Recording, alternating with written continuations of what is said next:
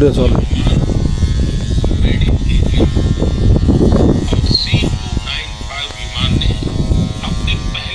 आवाज येत असेल त्याचा. और ऐसे 40 विमान भारत में ही बनाए जा रहे हैं। इससे रेलवे भी और एरोस्पेस सेक्टर नई इथं जवळ जे आवाज जातो. रोजगार के अवसर बढ़ रहे हैं और आत्मनिर्भर भारत का संकल्प भी मजबूत हो रहा है। इसी महीने डीआरडीओ ने स्वदेशी long range land attack missile का भी सफल परीक्षण किया है। इसको डीआरडीओ की लेबोरेटरी और इंडियन इंडस्ट्री पार्टनर्स ने मिलकर बनाया है। यानी आज समुद्र से लेकर आकाश बसतो तक का इकडं?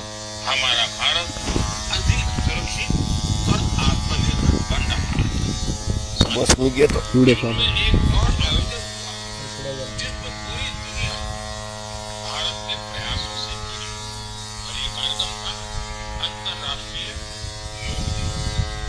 इस बार दुनिया 2500 से अधिक स्थानों पर योग के अनेक विविध कार्यक्रम।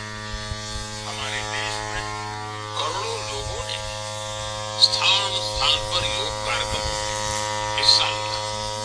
इस महीने अहमदाबाद में आयोजित विश्व योगासन चैंपियनशिप की भी बड़ी चर्चा हुई। इसमें भारत कट करतो आता. मंडळी, विचार करण्यासारखा हा व्हिडिओ आहे. तुम्ही हा व्हिडिओ आता बघितलाच असेल. मन की बात मोदीजी यांची ऐकण्यासाठी शेतकऱ्यांनी थेट ट्रॅक्टर चालवत असताना पेरणी पाण्याचे दिवस ऐन जवळ आले आणि पेरणी करताना शेतकऱ्यांनी त्याचं स्वतःचं ट्रॅक्टर थांबवून घरचा परिवार एका जागी बसवून मन की बात ऐकलंय. नेमकं या काय सांगितलं या मोदींनी हे यांनी सविस्तर ऐकलंय. तर मंडळी, यांनी खताची बॅग केली 2100 ते 2200 रुपये. बाकीचा बारदाना तर बाजूलाच ठेवा.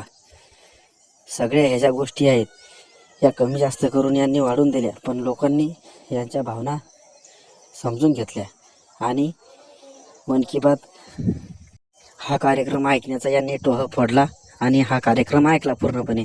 अवकाशाला या मोदीचे असे रिकामे धंदे ऐकता तुम्ही मंडळी. काय दिलं यानं शेतकऱ्यांनी? शेवटी खताची बॅग दिली वाढून, सोयाबीनची बॅग दिली वाढून आणि आपल्याकडून घ्यायची असली की दाम कमीच. काय फायदा झाला ते रिकाम्या गोष्टी करून?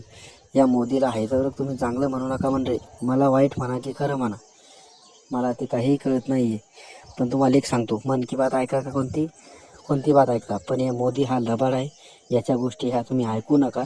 याने सगळ्या अशी परिस्थिती करून ठेवली आपल्या भारताची.